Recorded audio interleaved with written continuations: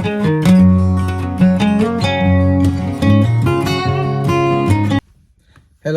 mga ka-hardwork, mga ka-loyal. Welcome back sa ating channel. Time check is 3:43 PM. It's Saturday, December 28, 2024 pa rin po. Today, pag-uusapan po natin gaano ka-importante ang medical insurance or health insurance. Okay. Tara, samahan niyo muna akong mag-drive at pag-uusapan natin ang subject na yon. Okay, ating pag-usapan po ang gaano ka-importante ang mayroong insurance or health insurance dito sa Amerika.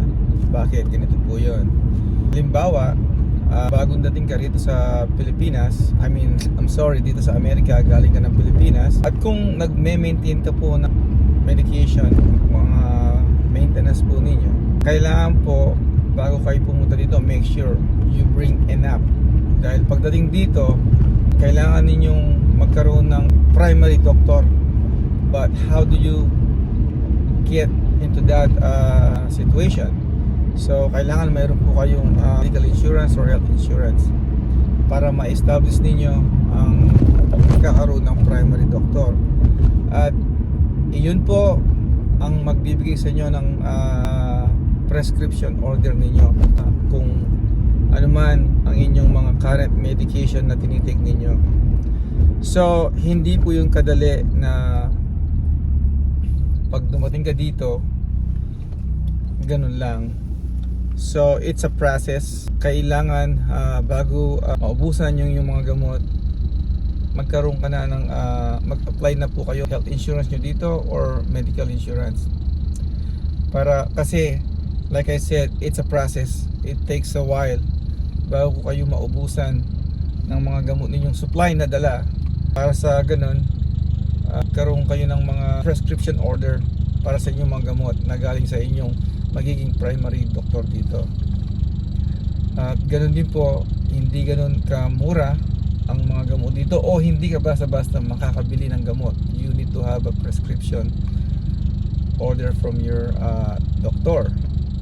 At obviously yung pagpunta sa hospital, mahal talaga. Kaya kailangan, importante ang mayroong medical insurance or health insurance dito sa Amerika.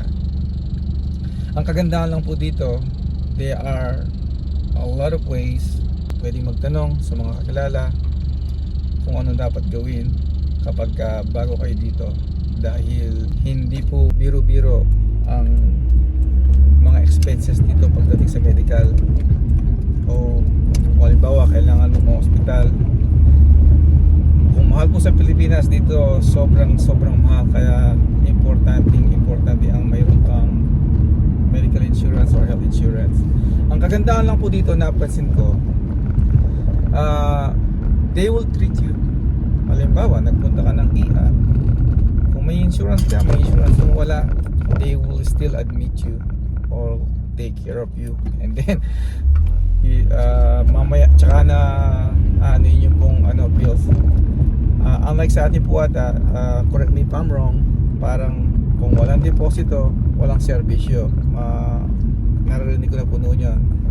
Kung mali man yun o kayo na pong bahalang mag-correct sa akin, but I think malimit na naririnig ko yun. Dito at least, parang nakikita ko, they really value life.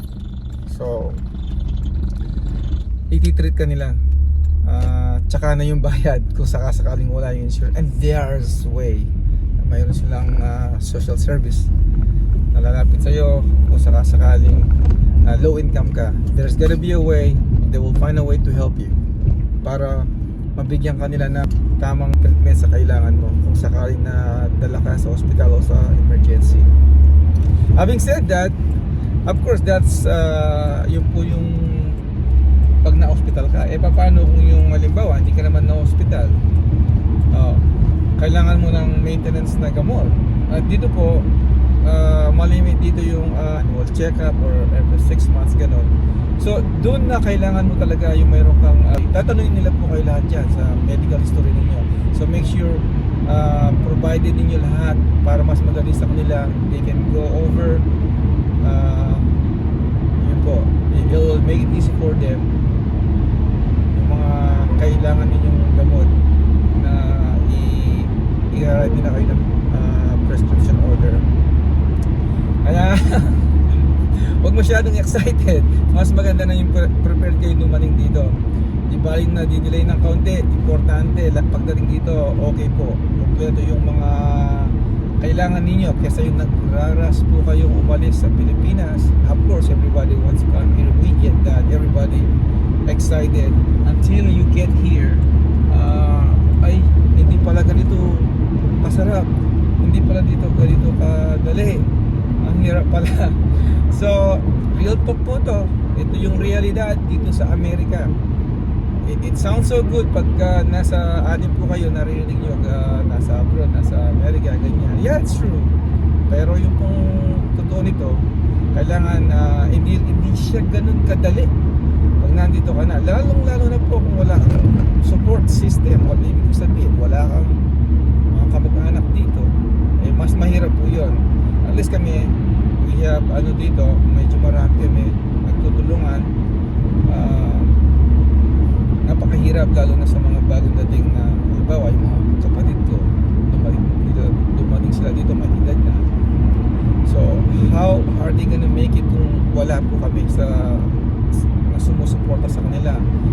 It is really difficult kung sila lang po, lalo na kaya yung iba po ba, halimbawa yung mga ibang pupunta dito sa abroad na occupation o kung ano man na nagsasapalaran at wala silang actually support system, yung mga kamag-anak, mas mahirap po yun sa kanila. Although in time, eventually, I know, I've seen it, they'll make it, but it is not easy. Yun po yung reality dito. Hindi yun ganun kadali. So, bali yan po ang napag-uusapan natin kung gaano ka-importante ang mayroong medical insurance dito or health insurance. Dahil hindi siya, yung pong mga gamot, hindi yun libre. Doktor, hindi ka basta-basta ganun na pupunta ka, wala sila takot mo, hindi. You have to establish. Pag nagkaroon mo ng health insurance or medical insurance, it's a process po. Kaya, ganun po yun. And it's not easy, but yeah, I hope itong mga information na sinasabi ko sa inyo makatulong po sa inyo para kung sakasakali papunta na po kayo dito sa Amerika o nagbabalak kayo magpunta sa Amerika, ready po kayo, ready kayo. Hindi lang po yung iniisip ninyo, oh, I wanna come to America, everything is gonna be okay, I'm gonna be rich. Hindi po yun. I wanna have a job, yes, it's good, but kahit na nagtrabaho po kayo, hindi naman right away mayroon kayong insurance or health insurance. So kung sakasakaling nagme-maintain po kayo ng mga gamot, lalong-lalo na sa mga diabetic, hypertensive, yung mga blood pressure medication ninyo, lahat po, sa cholesterol at kung ano-ano pa, just make sure you bring enough hanggang sa may establish na po ninyo yung sarili nyo dito. Ganun po ka-importante yun. This is also based on experience. Kaya gusto ko nang i-share sa inyo ang buhay dito sa Amerika para po ready kayo just in case na makarating kayo dito.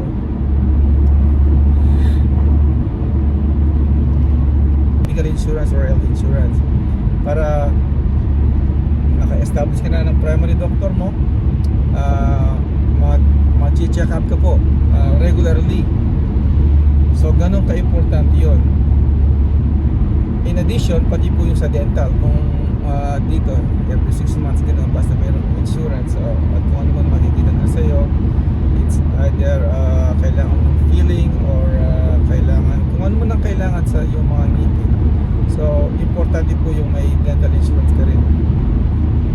Paano kung sumakit yung ngipin mo, wala kang insurance, paano na yun? Kaya napaka-importante po ang magkaroon ng mga health insurance or medical insurance, dental insurance kapag ka nandito ka sa Amerika. So kung halimbawa po, para sa ating mga kababayan na gustong pumunta dito or on their way here, kung sakasakali mayroon kayong mga maintenance na gamot tinitake sa blood pressure, sa cholesterol, or kung diabetic po kayo, yung insulin ninyo, make sure po you bring enough bago maubos yun habang nagka-apply pa kayo ng medical insurance ninyo at kung ano pa man, o kung halimbawa nagkaroon kayo ng trabaho, magkakaroon kayo ng medical insurance. Again, it takes time, so make sure i-prepare lang po ninyo yung sarili ninyo na bring enough medication pagdating dito. Like I said, there are a lot of ways. Halimbawa, let's just say medical. Kung halimbawa low income kayo, po pwede ka naman mag-apply doon. But again, it takes time. Kung halimbawa kinakailangan mo yung mga medisina mo or medicines mo every day, so bring enough para wag kayong maubusan. Ito po mga experience din po namin dito na nakikita ko, kaya talagang hindi maganda ang nangyayari kung sakasakali na ubusan ka ng gamot bago ka magkaroon ng coverage dito. Kagandahan pag nagkaroon ka na ng na-approve na, dumating na ang lahat, na-establish mo na yung primary doctor mo, so yun, magkakaroon ka, pwede ka nilang bigyan na ng prescription. But syempre, like I said, it's a process. Kailangan ready po kayo magdala ng enough na gamot ninyo kung papunta kayo dito sa Amerika. Bago po kayo pumunta rito, make sure you have enough medicine, yung po mga prescription ninyo, medical records ninyo, dalhin ninyo para mas madali ang mga ka-hard work, mga ka-loyal. Nasa freeway na po pala tayo, na busy ako sa kakakwento sa inyo. But nasa freeway 5 na po tayo, pauwi na tayo galing ng trabaho, so medyo may traffic ng konti kahit na Sabado ngayon. Okay mga ka-hard work, mga ka-loyal, dadaan lang po ako sandali,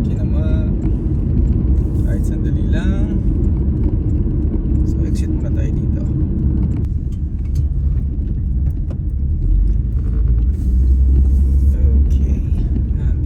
Tayo mga ka-hard work, mga ka-loyal, kinama. Dito muna tayo. Okay mga ka-hard work, mga ka-loyal, nabigyan na naman tayo ng ulam ni Ma. So ayan, may pang dinner na naman. Tara, tuloy natin yung kwentuhan natin. Tara sa daan. Okay mga ka-hard work, mga ka-loyal, tuloy natin yung kwentuhan natin tungkol sa medical or health insurance. Na importante ba yun dito? Absolutely, it is very important. So kaya kung sakasakali po nakarating kayo dito, check lang po ninyo yung eligibility. Posibleng qualified kayo doon. Tingnan lang ninyo kung anong status nyo doon. Mag-apply po kayo para magkaroon kayo ng health insurance or medical insurance para yung covered po yung health ninyo. Dahil like I said, hindi basta-basta dito po ang magpagamot. It's a process. Para magpa-check up, it's a process. Kaya pag-aralan din po ninyo yun. Kung sakasakaling kayo pupunta rito, prepare ninyo yung sarili ninyo, dahil it's not easy. At least sinasabi ko po sa inyo kung ano yung talagang tunay na nangyayari dito, yung real talk na po. But once na na-establish na po ninyo yun, ayos. But hindi pa rin nagtatapos doon yung hirap. Siyempre doon na papasok yung kailangan mo talaga yung support system. Kasi kung bago ka nga dito, paano mo gagawin ang lahat kung walang alalay sa'yo, di ba? Kaya maswerte rin yung may mga kamag-anak dito, natutulungan sila kahit na medyo mahirap, may aalalay sa kanila. It is even harder, like yung sinabi ko kanina, yung mga walang kamag-anak, bawa sila lang, it is hard. It's either you have friends, you know, co-workers, tutulong sa'yo kung sakasakaling kailangan mo. Kahit kami po, kahit na marami kami dito, minsan medyo na ang hirap din dahil siyempre kahit pa paano may trabaho din kami ni Mrs. So kami, between my wife and I and my brother-in-law, my sisters, cousin or uncle, nagtutulungan din kung sakaling halimbawa kailangan ng tulong yung mga siblings namin or parents namin sa mga appointments po. Yun yung support system, kaya napaka laking bagay din ang mayroon kang kamag-anak dito o kakilala, kaibigan, dahil kung nag-iisa ka, napakahirap mo talaga, napakahirap dito pagdating ng mga pagkakataon nyo. Hindi instant yung kagandahan ng pag-angat ng buhay mo, ganyan, hindi mo ganun kadali. Regardless kung anong status mo, yung pagsisimula dito, hindi siya ganun kadali. It is it's kind of rough road, basta manalig lang sa Diyos and always pray. Eventually yung pong tulong darating hanggang sa ma-establish mo na talaga yung sarili mo. Yun po yung realidad dito sa Amerika. Sinishare ko lang po sa inyo, sana magkaroon kayo ng ideas na kung sakasakaling nagbabalo kayo magpunta dito or nakaplano na kayo magpunta rito, medyo prepare kayo kahit pa paano, lalo na sa kalusugan. So ayun po, sana may natutuhan kayo sa aking munting kwento. I'm pretty sure there are more information you can get, but at least for now, yan muna ang ikukwento natin. Siguro tatalakayin natin uli some other time yung support system. Ipapaliwanag ko sa inyo kung paano siya ka-importante. So yan na po muna. Kung saan man kayo sa sulok ng mundo, it's either good morning, good afternoon, good evening sa inyong lahat, at maraming salamat po sa panonood niyo sa aking channel. Sana nakakapagbigay sa inyo ng kaalaman dito sa buhay ng Amerika, particularly dito sa California, dahil dito po tayo sa California nakatira. So ayan po, marami pa rin tayong tatalakayin. Again, sa susunod ulit, malapit na rin tayo makarating sa bahay. Yes, nandito na po tayo. Papark na tayo dito. Okay mga ka-hardwork, mga ka-loyal, mga kababayan, let's summarize kung ano yung napag-usapan natin tungkol sa kung gaano ka-importante ang medical or health insurance dito, at kung ano ang dapat ninyong gawin kung sakasakaling nandyan pa kayo sa Pilipinas o sa anumang bansa na papunta dito sa Amerika, para i-ready ninyo ang inyong sarili.